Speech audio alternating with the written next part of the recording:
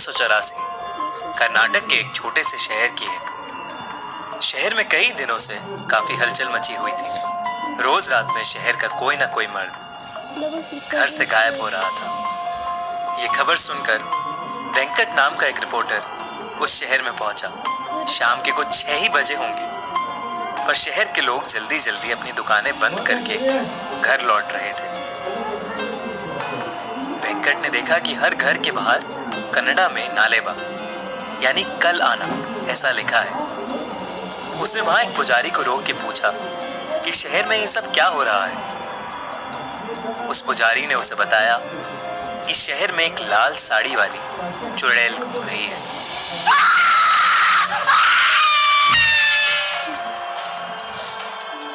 वो रोज रात में घर घर जाके जोर से दरवाजा खटखटाती है।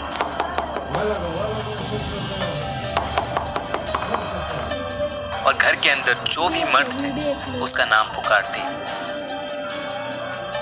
कोई भी आदमी उसकी आवाज को नजरअंदाज नहीं कर पाता और दरवाजा खोल देता है।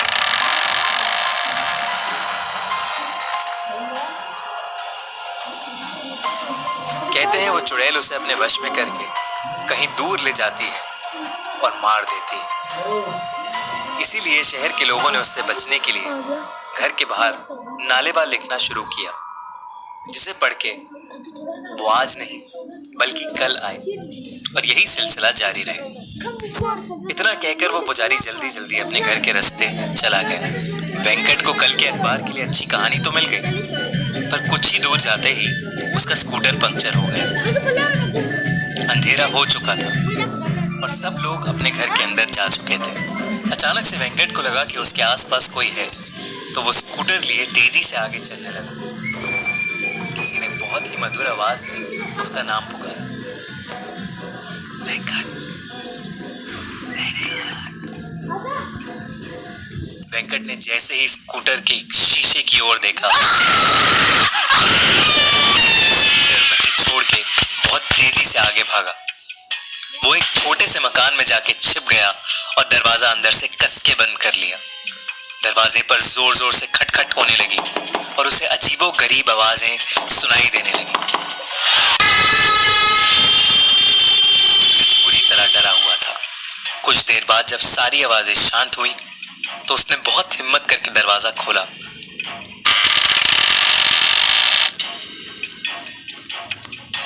तो वहां कोई नहीं था, पर फिर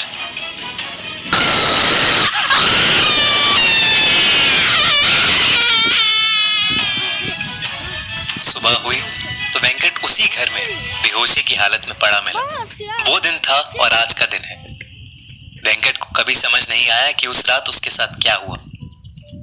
शहर के लोगों ने कहा कि वो शहर का नहीं है, शायद इसीलिए बच गया। कुछ महीनों बाद उस चुड़ैल का कोई किस्सा सुनने में नहीं आया।